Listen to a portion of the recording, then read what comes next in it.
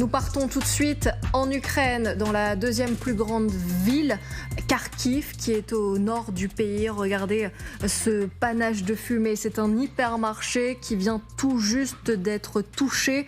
On est à Kharkiv. Le bilan provisoire s'élève à 2 morts. Il y aurait aussi plusieurs dizaines de blessés.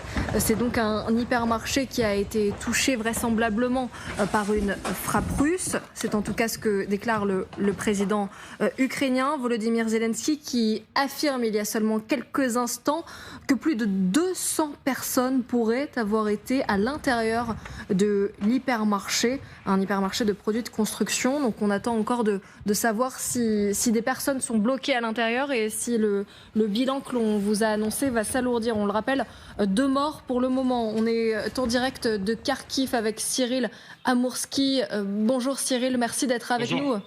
Vous êtes étudiant franco-russe et reporter indépendant. Vous êtes à Kharkiv en ce moment même. Est-ce que vous avez d'autres informations à nous apporter sur cet événement ? Je suis effectivement sur place. Le bilan a été mis à jour depuis. Il y a 4 morts de façon officielle, 24 blessés et on parle d'à peu près 200 personnes qui pourraient être encore à l'intérieur de ce bâtiment qui est en feu. Il y a très peu de chances qu'il y ait des survivants parce que les flammes n'ont toujours pas été éteintes. Il y a en ce moment même des pompiers et des sauveteurs qui sont sur place. Et vous avez raison de mentionner donc que c'est une frappe russe. On retrouve à cet endroit des débris de missiles, comme j'en ai un dans ma main ici en ce moment. Et il y a eu donc pour l'instant en tout cas une frappe sur place. Les sauveteurs craignaient qu'il y en aurait peut-être une deuxième. Cela n'a pas été le cas. Et en ce moment même, il y a des explosions à l'intérieur du bâtiment parce qu'il y a des produits qui continuent à brûler. Il y a beaucoup de personnes sur place, des policiers, des sauveteurs. Il y a de la fumée, comme vous le voyez derrière moi, parce que le bâtiment continue de brûler et cela fait déjà plus d'1 heure que cela dure. Expliquez-nous, Cyril, exactement à quel moment a eu lieu cette frappe. On le rappelle, on est en plein milieu de la journée en Ukraine. Cette frappe a eu lieu alors que l'hypermarché était ouvert. Tout à fait, c'est une frappe qui a eu lieu en pleine journée. Je comptais par exemple, moi personnellement, revenir à l'hôtel et à ce moment-là, on a entendu une explosion en pleine journée. Il était à peu près 4 heures de l'après-midi et nous nous sommes déplacés directement sur place. On a vu ces images, on a vu directement des corps. Derrière moi, je ne peux évidemment pas le montrer, mais il y a un homme qui travaille à la sécurité de cet hypermarché qui est allongé et qui doit être récupéré par les services qui donc doivent s'en occuper.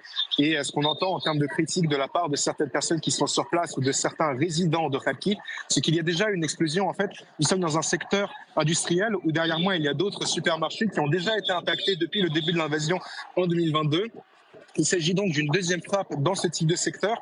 Et la critique, c'est que l'hypermarché derrière moi, en fait, était l'un des seuls qui n'appliquait pas vraiment les règles en cas de frappe aérienne et en cas d'alerte aérienne. C'est-à-dire que les clients, lorsqu'ils étaient sur place, ils n'ont pas été forcés à quitter le lieu ou aller dans un sous-sol. Et c'est pour ça qu'on se retrouve dans une situation où il y a 200 personnes qui sont blessées ou mortes à l'intérieur, probablement. C'est incroyable ce que vous nous racontez. On rappelle juste d'autres précisions, s'il vous plaît, sur la déclaration de Volodymyr Zelensky. Vous avez eu la confirmation, il y a plusieurs centaines de personnes qui sont vraisemblablement coincées dans cet hypermarché en ce moment même, à l'heure où l'on se parle. Et c'est pour ça que le bilan est en train de s'alourdir. J'ai discuté avec des policiers et des volontaires sur place. D'abord, on m'a parlé à peu près d'une centaine de personnes. Et ensuite, on a écouté le discours du maire qui est en ce moment même d'ailleurs sur place, qui a pris la parole et qui a décrit la situation, qui a parlé de à peu près 200 personnes ou même un peu plus. En tout cas, ce qui est certain, c'est que c'était en pleine journée. Nous savons qu'il y avait donc plusieurs clients qui étaient sur place. On a retrouvé plusieurs corps de personnes mortes. Les 2 personnes que personnellement j'ai vues, c'était des personnes qui travaillaient à l'intérieur de cet hypermarché au moment de l'explosion, qui s'occupaient de la sécurité. Et donc, en ce moment même, il y a toujours des opérations de la part des pompiers et des sauveteurs qui sont sur place, qui essaient de récupérer le reste des corps. Mais une fois de plus, ça reste très compliqué parce que les produits à l'intérieur sont enflammés, ils continuent à exploser et la presse n'est plus autorisée de s'approcher de la zone là-bas, justement pour permettre aux pompiers de continuer à travailler tranquillement. Merci beaucoup Cyril Amourski. Restez avec nous, on reviendra vous voir un peu plus tard dès que vous aurez d'autres informations et surtout n'hésitez pas à nous interpeller. Général, c'est ce qui devait arriver à un moment donné. On sait que Kharkiv est sous le feu permanent de l'artillerie russe. Oui, bon, c'est un fait, c'est ce qui vient d'arriver. Bon, maintenant, moi je retiens quand même que, surtout, ce que le témoignage d'Amourski, c'est que finalement les Ukrainiens à Kharkiv se sont habitués à la guerre et qu'ils font leurs courses normalement. et que même quand il y a une alerte, on ne prend pas les mesures, effectivement, qui sont pénibles au bout d'un moment, de se mettre à l'abri. Ça expliquera peut-être les pertes qu'on pourra peut-être évoquer dans la journée quand ça sera plus précis. Et c'est ça un petit peu l'inconvénient d'une guerre longue, c'est qu'au bout d'un moment, les gens disent, bon, on verra bien. Et à un moment, effectivement, il y a une frappe qui touche un endroit où les gens vivent, travaillent, font des courses, et effectivement, ça élève le taux de perte, si je peux me permettre, parmi les personnes qui sont là. J'en profite pour présenter les invités qui sont autour de moi. On a donc compris, Général, que vous étiez là. Général Chauvency, consultant géopolitique pour LCI. Vera Grandseva, merci également d'être avec nous. Politologue, enseignante à Sciences Po Paris. Arlette Chabot, éditorialiste politique, bonjour. Et enfin, Claude Blanche-Maison, ancien ambassadeur de France à Moscou, auteur de Vivre avec Poutine aux éditions Temporis. Vera Grandseva, je vous fais d'abord réagir sur ces images qui sont absolument terrible. On rappelle que cette frappe a eu lieu sur la deuxième plus grande ville d'Ukraine. Et là, il y avait des gens qui faisaient leurs courses comme tous les jours. Oui, effectivement, Kharkiv est devenu en cible depuis plusieurs mois. Les attaques se sont intensifiées depuis déjà janvier, en fait, à février.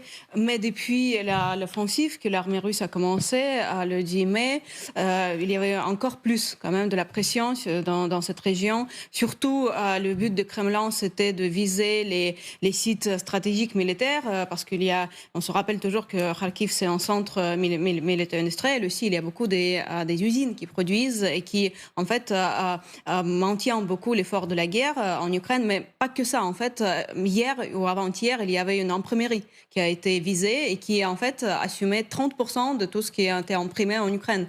Donc, ils visent plusieurs objets. Ici, on ne sait pas s'ils visaient ce hypermarché à des matériaux pour les constructions ou c'était en accident, parce qu'on sait qu'il y avait beaucoup de bombes. Apparemment, cette attaque était par les bombes qui ont été jetées sur cet endroit. Il y a beaucoup de bombes qui tombaient sur la région de Belgorod par hasard. Donc, depuis le début de la guerre, il y avait déjà des dizaines de bombes comme ça. Voilà. Mais quoi qu'il en soit, c'est la guerre qui finalement toujours touche les civils. On voit que malgré le fait que toujours le ministère de la Défense russe maintient ce discours que ces attaques visent que les sites industriels et militaires, finalement, bien sûr que ça a un impact très lourd sur la population. Et comme vous avez rappelé, effectivement, les habitants de Kharkov, ils ont pris une posture assez rebelle, de résister, de ne pas se soumettre. Et ils essayaient de continuer la vie comme avant. Mais bien sûr que c'est très compliqué, c'est très dur. Et finalement, bien sûr, elle est victime à cause d'un pays qui agresse constamment son voisin. Monsieur l'ambassadeur, ce matin, il y avait encore les autorités ukrainiennes qui affirmaient que le front était devenu stable, qu'ils arrivaient à contenir l'offensive russe. Néanmoins, ils arrivent à toucher les civils directement et Kharkiv. Depuis 2 ans et 3 mois que dure cette guerre, on a appris à décrypter les paroles de Poutine. Poutine, il y a quelques jours, disait « Mais à ce stade, nous n'avons absolument pas l'intention de prendre Kharkiv. » Oui, c'est ce qu'il disait. Il fallait analyser ces mots avec la grammaire de Poutine. Ça voulait dire, inversement, nous allons le détruire. Nous n'enverrons pas de troupes, d'ailleurs nous n'aurions pas les moyens de le prendre, c'est trop compliqué de prendre une grande ville comme ça avec des troupes, on n'a pas les moyens suffisants, mais on va le détruire. Et c'est ce qu'ils font en s'attaquant notamment à des objectifs civils. On pourra plaider naturellement qu'il y a une erreur de tir, mais enfin, il y en a tellement d'erreurs de tir que c'est quand même un petit peu suspect. Il s'agit de terroriser la population, de l'encourager à fuir, pour en effet que la ville soit ensuite détruite ou totalement ouverte pour l'envahisseur russe. Donc il veut bien en réalité prendre Kharkiv, mais après l'avoir détruit. Oui. Si vous nous rejoignez, on rappelle l'information principale. On est à Kharkiv en ce moment, dans la deuxième plus grande ville d'Ukraine. Un hypermarché a été touché il y a seulement 1 heure à peu près, en plein milieu de l'après-midi en Ukraine. Bilan provisoire, 4 morts, 24 blessés d'après nos reporters sur place. Zelensky affirme que 200 personnes au moins pourraient être bloquées à l'intérieur. Et vous l'avez vu sur ces images, il y a toujours un immense incendie au-dessus de cet hypermarché. On va tenter d'en savoir plus avec Thomas Misraki, notre envoyé spécial sur place, avec Thibaut Bruck. Merci d'être avec nous, Thomas. Vous êtes dans la région de Kharkiv depuis plusieurs jours. Vous nous confirmez que Kharkiv est bombardé tous les jours depuis que vous êtes arrivé sur place. Alors une petite précision d'abord avec Thibault et Kostya Yaramenko, nous sommes actuellement dans le Donbass, nous sommes venus ici aujourd'hui pour les besoins d'un reportage, nous sommes en route vers Kharkiv, on rentre ce soir effectivement dans cette ville dans laquelle nous sommes depuis une dizaine de jours et depuis 10 jours eh bien, il n'y a pas eu de journée sans alerte ou sans bombardement. Les dernières en date avant cette terrible frappe cet après-midi bien datée de la nuit dernière, on a été réveillé cette nuit par un missile S-300 qui a détruit un lycée de la ville. Kharkiv donc frappé tous les jours. Cette fois, il semblerait que ce soit 2 cabs. Ce sont des bombes planantes guidées qui aient frappé ce magasin de bricolage qui se trouve dans le nord de la ville de Kharkiv, à côté d'un quartier qui a déjà été terriblement frappé lors des assauts russes en 2022. Ce que l'on sait, selon les toutes dernières informations officielles, c'est que 2 personnes ont été tuées, au moins 24 personnes sont blessées, mais il y aurait entre 100 et 200 personnes à l'intérieur du magasin. Évidemment, il faut s'attendre à ce que le bilan actuel évolue. Cet hypermarché était fréquenté. Nous sommes samedi, il fait beau à Kharkiv et donc les gens sont dehors pour faire leurs courses. Je vous le disais, ce supermarché se trouve dans un lieu très fréquenté de la ville, dans le nord, où un quartier avait été très fortement ciblé par les Russes lors des offensives de 2022. 2022 d'ailleurs, c'est l'année au mois de juin qu'un autre supermarché avait été frappé, celui de Kremenchuk. Une vingtaine de personnes avaient été tuées. Évidemment, cet événement aujourd'hui rappelle ce qui s'est passé à Kremenchuk au mois de juin 2022. Ce pourrait être évidemment un tournant pour cette ville de Kharkiv qui a été frappée ces derniers jours. Si l'on met de côté ce qui s'est passé cet après-midi aux alentours de 16h, ces derniers jours, au moins 7 personnes sont mortes à Kharkiv et une cinquantaine ont été blessées. Thomas Misraki, juste une autre question, s'il vous plaît. Vous qui êtes à Kharkiv depuis déjà plusieurs jours, quelles sont les recommandations? Est-ce que vous avez le droit de sortir en pleine journée, en tout cas sans être en quelque sorte inquiété par des frappes? Est-ce qu'il y a beaucoup d'alertes de drones? Des drones sur Kharkiv, non, il n'y a pas de drones sur Kharkiv. Les drones, ils sont utilisés pour les zones de combat essentiellement. Non, il y a des frappes. Alors, il y a plusieurs types de frappes, évidemment. Il y a des frappes avec des bombes planantes guidées, comme celles apparemment qui ont frappé ce magasin de bricolage aujourd'hui. Il y a des missiles S-300 qui ont été utilisés ces derniers jours, comme pour cette imprimerie dont on vous parlait avant-hier. Un missile S-300 est également tombé sur ce lycée cette nuit. Ce sont des frappes qui utilisent... Alors, pardon, je pensais à des petits drones. Il y a effectivement eu des frappes de drones. Pardon pour ma petite erreur. Il y a quelques jours, mais sur la périphérie de Kharkiv, dans un quartier de Kharkiv qui ont frappé 2 maisons. Ce sont des drones Shahid, ce sont des drones iraniens, pas des petits drones qui sont utilisés, par exemple des FPV pour les combattants. Donc en fait, les Russes utilisent tout ce qu'ils ont pour frapper cette ville de Kharkiv depuis le 10 mai dernier, tout particulièrement depuis qu'ils ont commencé leur grande offensive sur la partie nord du pays, une offensive qui, sur les fronts, évidemment, s'est stabilisée. Les combats sont encore violents, mais les Russes n'avancent plus. En revanche, ils continuent de frapper cette ville de Kharkiv. Pour le quotidien, pour être complètement honnête avec vous, tout se passe pratiquement normalement. S'il n'y avait pas ces frappes, les magasins sont ouverts, les écoles étaient ouvertes également, les transports en commun fonctionnent normalement. Les gens essaient de vivre le plus normalement possible à Kharkiv, mais chaque jour, chaque nuit, il y a des alertes au bombardement. Chaque jour ou chaque nuit, depuis quelques jours, il y a des frappes, et ces frappes sont de plus en plus meurtrières.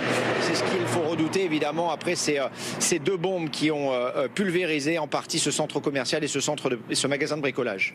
Merci beaucoup Thomas Misraki et Thibault Bruck. On n'hésitera pas à revenir vous voir pour d'autres informations. Arlette Chabot, on va voir des images de l'intérieur de cet hypermarché. On a des images qui nous parviennent au fur et à mesure. D'après Cyril Amourski, reporter indépendant sur place, il y a déjà au moins 4 morts, une vingtaine de blessés. Là, on voit l'intérieur, les pompiers qui essayent d'éteindre l'incendie. On a là finalement le symbole de terreur que veut mettre en place Vladimir Poutine. Sur le bilan, il y a le maire de la ville qui vient de dire que le bilan serait sans doute lourd parce qu'il y a des personnes qui, pour l'instant, sont portées disparues et en plus que le nombre des blessés devrait être supérieur à 24. Donc il faut toujours être prudent à la fois ne pas minimiser toujours ou se dire qu'il peut y avoir, compte tenu de la présence de plus de 200 personnes à l'intérieur du magasin, que le bilan serait forcément lourd. Mais c'est vrai que l'objectif a été choisi pour terroriser, encore une fois, le samedi après-midi, les courses, dans une ville où on essaye de vivre.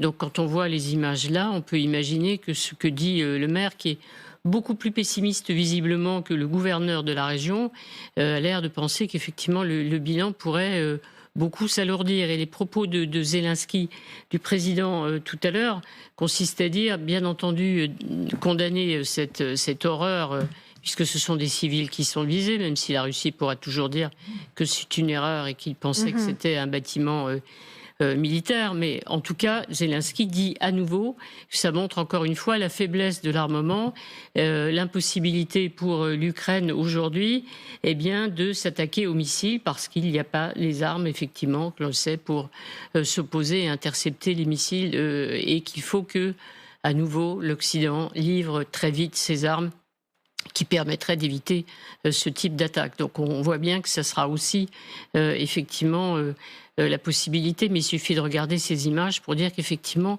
il y a une pénurie et un manque d'armes antimissiles dont souffre vraiment l'Ukraine. Vera Grantseva, c'est notamment pour ça que des tribunes se sont multipliées. Je pense notamment à une dernière tribune dans Le Monde où il y avait de nombreuses personnalités militaires qui s'étaient exprimées en faveur d'une protection du ciel ukrainien. Si le ciel ukrainien était protégé, un tel drame ne serait pas arrivé cet après-midi. C'est une grande inquiétude depuis plusieurs mois des dirigeants ukrainiens parce qu'ils ont pu sécuriser bien Kiev et depuis plusieurs mois on a vu qu'il y avait très peu des attaques qui avaient des victimes finalement, tandis que le reste du pays finalement était assez ouvert pour les attaques, notamment le nord du pays, Kharkov, mais aussi en fait à l'intérieur du pays, plus loin à l'ouest, il y avait les attaques qui finalement avaient des victimes à la fin. Donc effectivement, c'est un grand problème et on voit qu'on cherche des solutions, comment d'un côté donner tout au front ukrainien, maintenir les militaires pour qu'ils continuent à résister, défendre leur territoire, mais peut-être aussi regagner le territoire. Mais le grand problème reste quand même aussi les villes où il y a les civils, où il y a plusieurs attaques répétitives. On voit qu'il y a les cibles quand même plus intéressantes pour le Kremlin. C'est surtout leur Kharkiv depuis plusieurs semaines, mais ça n'exclut pas des autres attaques sur des autres villes. On se rappelle qu'il y avait les attaques dans la région de Zaporizhzhia, comme Dniepr, il y avait aussi beaucoup de morts civiles. Donc effectivement, il y a une nécessité de défendre au maximum les villes ukrainiennes parce que de protéger, on voit que le Kremlin continue cette effectivement logique de terreur. Et de protéger les civils. Exactement, pour maintenir la peur dans la population et pour essayer de casser le moral, toujours dans cette idée, pour finalement faire de sorte que l'Ukraine cède et soit partie dans les négociations, soit se soumet entièrement au régime de Kremlin. On revient dans un instant sur cette frappe russe et ces images terribles sur un hypermarché cet après-midi dans la deuxième plus grande ville d'Ukraine, à Kharkiv. Pour le moment, officiellement, il y a 2 morts, mais il y aurait peut-être plusieurs centaines de blessés car au moins 200 personnes ont été coincées dans l'hypermarché.